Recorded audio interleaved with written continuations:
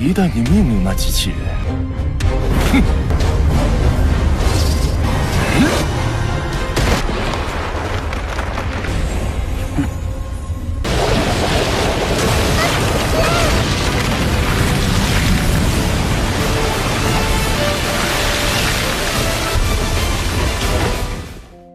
Halo semuanya, selamat datang di Ruang Film. Bagaimana kabar kalian semua? Semoga selalu sehat dan baik-baik saja.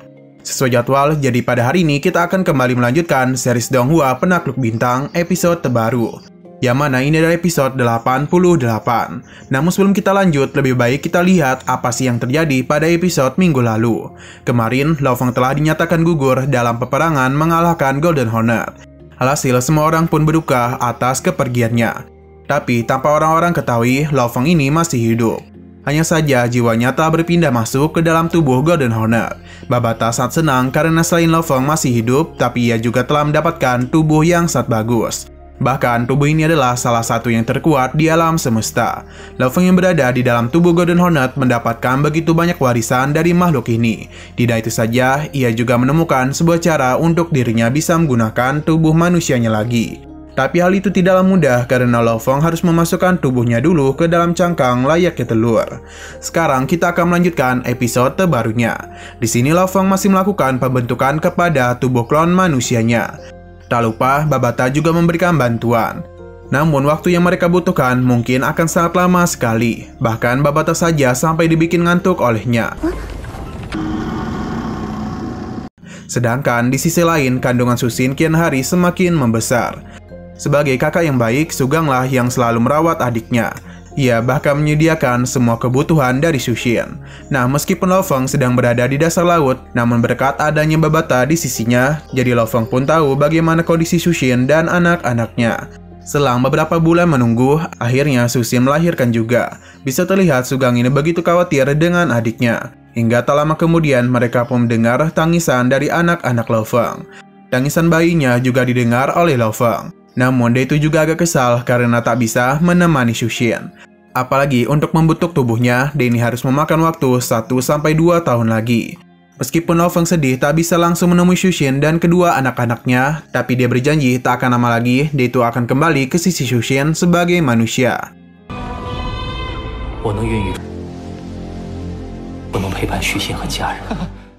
Kini klon tubuh Lo Feng kian hari semakin sempurna. Semoga tak ada kendala yang Lo Feng terima. Tak terasa beberapa bulan sudah berlalu, yang mana kini Susin sudah berada di rumahnya. Tapi ketika ia sedang menidurkan anak-anaknya, sesuatu pun terjadi di kediamannya. Bisa terlihat kalau barang-barang di dalam kamarnya sedang berterbangan. Tentu ini bisa terjadi karena kehadiran dari Master Mental. Susin yang tahu ada yang tidak beres segera keluar.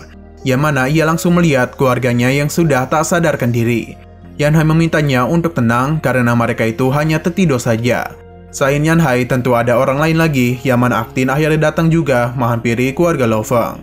Tujuan mereka kemari ada untuk mencari jantung Fan Wilau dan juga kristal Moyan Pin milik Lo Feng. Tapi tujuannya kemari sepertinya bukanlah tujuan yang baik, karena sebelumnya Yan Hai sebagai perwakilan dari HR Alliance telah mengajukan penawaran kepada mereka. Namun Susin menolak karena suaminya itu ingin memberikan kristal Muya kepada negaranya.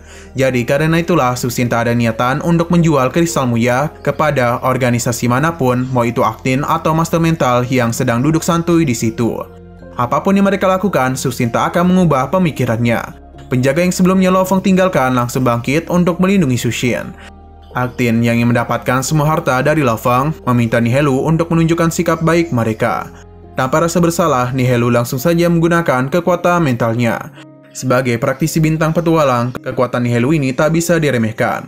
Ia meminta Susin untuk segera menyerahkan apapun yang dimaukan oleh Aktin, karena bagaimanapun orang biasa tak berhak menyimpan barang-barang itu. Penjaga armor ini berusaha untuk melawan, tapi Susin segera mencegahnya, karena Nihelu memberikan ancaman untuk menghabisi kedua orang tua Lo Feng. Karena dan kekuatan mentalnya meledakkan jiwa manusia sangatlah mudah baginya. Saat juga Nihelu menggunakan kekuatannya untuk mencari harta-harta yang dimiliki oleh Lo Feng. Dia begitu senang karena Lo Feng memiliki begitu banyak kristal Moyun dan juga tumbuhan lainnya. Jadi tanpa pikir panjang, ia pun segera mengambil semua barang-barang Lo Feng. Selain itu, ada juga sebuah kotak yang sebelumnya Lo Feng sembunyikan. Tapi ini semua berhasil diambil oleh Nihelu. 一旦你命令那机器人，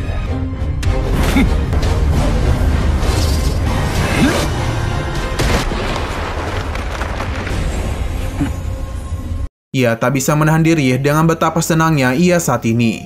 Yanhai penasaran apakah kedua anak Lo Feng telah mewarisi kekuatan ayahnya sebagai master spiritual nomor 1 di dunia. Ia pun takut kalau kedua anak Lo Feng akan mengancam posisi Nihelu. Nihelu segera melakukan pemeriksaan, sedangkan Sushin tak ada niatan untuk membiarkan anak-anaknya dilukai. Ia memberitahu kalau robot ini sudah merekam tindakan mereka sejak tadi. Jadi, jika mereka berani melukai anak-anaknya, maka rekaman ini akan dia sebarkan kepada semua orang di bumi. Sushin bisa menjamin kalau dengan rekaman ini, ketiga orang itu akan dikecam karena telah berani mengganggu keluarga dari seorang pahlawan dunia. Perkataan Sushin berhasil membuat ketiga orang ini ketakutan. Tak ingin mereka terus berada di sini, jadi Sushin pun memberikan semua barang-barang itu, asalkan mereka mau pergi dan tak mengganggu keluarga Lo Feng lagi. Aktin paham dan tujuannya kemari memang tak ingin diketahui oleh siapapun.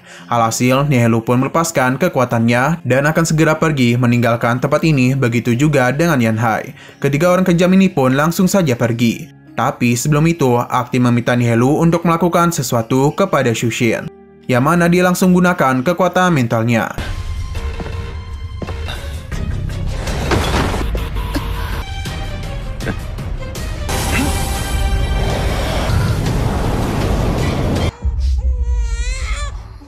Entah apa yang telah terjadi kepadanya karena sekarang kondisi Sushin tak sebaik sebelumnya.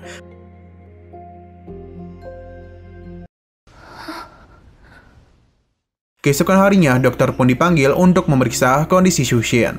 Melihat raut wajah dari dokter itu, mereka pun tahu kalau kondisi Sushin sudah tak mampu bertahan lebih lama lagi. Keluarganya tidak menduga mengapa hal ini bisa terjadi kepada mereka. Kesedihan pun tak bisa mereka tahan lagi. Sedangkan kondisi Sushin kian hari semakin memburuk. Namun ia tak mau menunjukkan semua ini kepada keluarganya. Silan terus saja memberikan semangat kepada menantunya. Tapi Lahua tahu kalau kondisi kakak iparnya sangatlah tak baik-baik saja. Sushin meminta mereka untuk tidak khawatir kepada dirinya, karena bagaimanapun dirinya ini baik-baik saja. Tapi karena dirinya sedikit lelah, jadi ia meminta mereka untuk membawa anak-anaknya jalan-jalan. Lahua paham dan akan memberikan Sushin untuk beristirahat dulu. Sushin tak bisa menahan air matanya ketika dia tahu kalau dirinya itu tak bisa terus melihat wajah kedua anaknya. Ia hanya bisa berharap kedua anaknya itu bisa baik-baik saja.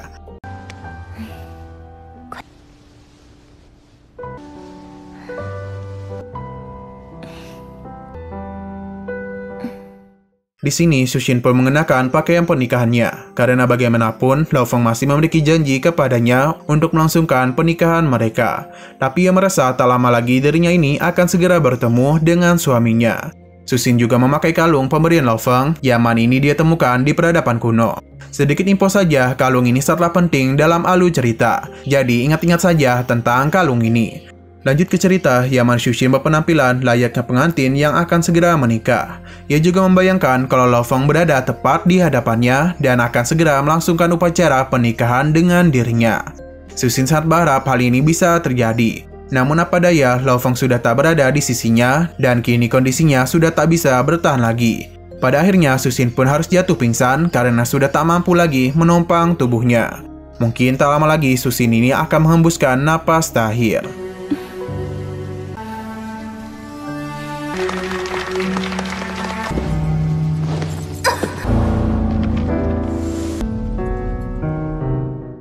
Sedangkan di dalam kesadaran dari Golden Hornet, Lo Feng ini terus melakukan pembentukan kepada klon manusianya.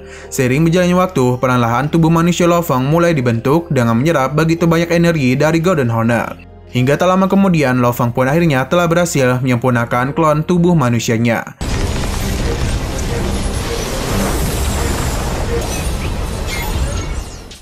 Baba tak begitu senang karena akhirnya Lo Feng ini telah berhasil melakukan pembentukan. Kini Lo Feng hanya perlu masuk ke dalam tubuh monster Golden Hornet dan menuju ke dunia batinnya. Dengan begitu, barulah Lo Feng bisa membiarkan tubuh klonnya keluar dari dunia batin. Selain itu, Lo Feng juga akan segera melakukan aktivasi kepada tubuh klon manusianya. Lo Feng paham dan segera memulai prosesnya. Secara perlahan, tubuh Golden Hornet pun mulai masuk ke dalam dunia batin, yang mana secara perlahan juga Lo Fong melakukan aktivasi kepada tubuh manusianya. Hingga tak lama kemudian, ia ini sudah berhasil. Babata begitu senang karena Lo Fong berhasil melakukan aktivasi kepada tubuh klonnya. Di sini Lo Fong tidak tahu apakah ada yang berubah pada tubuhnya. Hanya saja dia bisa merasakan kalau sejak dia mengalahkan Golden Hornet, prokaryota yang merupakan inti dari monster itu telah menjadi miliknya. Jadi jika prokaryotanya tak dimusnahkan, maka Lo Fong tak akan bisa mati meskipun dia mendapatkan luka apapun. Prokaryota juga tak terhubung langsung dengan dunia batin. Selain itu, hal ini juga telah mengalami perkembangan yang sangat banyak. Karena sebelumnya, monster Golden Hornet telah mengumpulkan begitu banyak energi kosmik. Berkat itu jugalah tubuh manusia Lo Fong bisa dibentuk. Kini, kondisi fisik klon manusia Lo Fong berada di ranah planet tingkat 3. Tapi karena ini adalah tubuh manusia, jadi sekarang tubuh Lo Fong terbentuk dari tubuh Vajra dengan sifat logam. Jadi tingkat kekerasan tubuh Lo Fong setara dengan ranah planet tingkat 4. Dan tubuhnya sekarang Lo Fong mampu menggunakan kekuatan di ranah planet tingkat 6. Lo Fong tidak menduga kalau dirinya akan mendapatkan kekuatan sebesar ini. Tak ingin berlama-lama, Lo Fong pun ingin langsung mencoba kekuatannya. Ledakan kekuatan yang ia hasilkan tentu tak bisa diremehkan. Lo Fong pun segera melakukan panggilan kepada Mo Yanfei.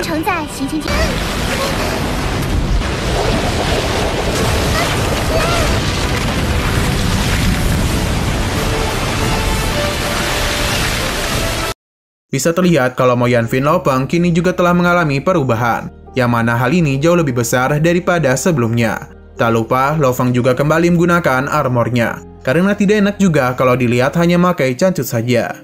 Di sini Babata masih agak kesal karena Lo Fong itu malah memilih tubuh manusia.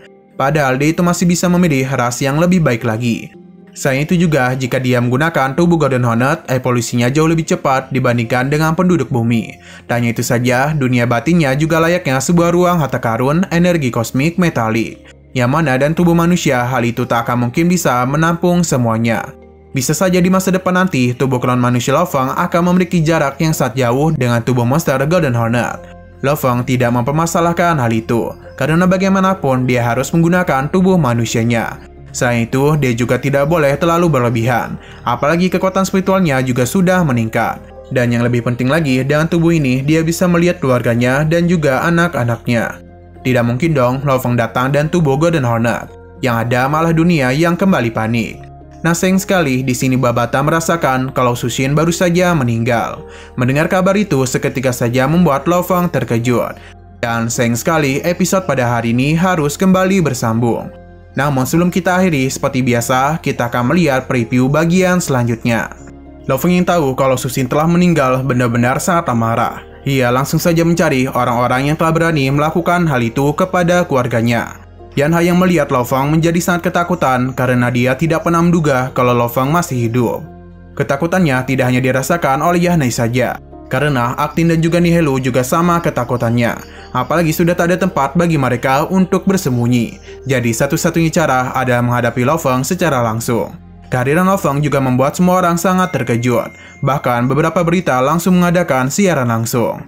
Oke, sekian dulu pada video kali ini. Untuk video selanjutnya akan segera hadir. Jadi bagi kalian yang ingin mengikuti seri ini, langsung klik subscribe dan aktifkan loncengnya. Oke, terima kasih yang sudah menonton video sampai habis. Jika kalian suka pada video ini, klik like dan share ke teman-teman kalian tentang channel ini. Dan ditunggu aja kelanjutannya. Oke, sampai jumpa di video selanjutnya.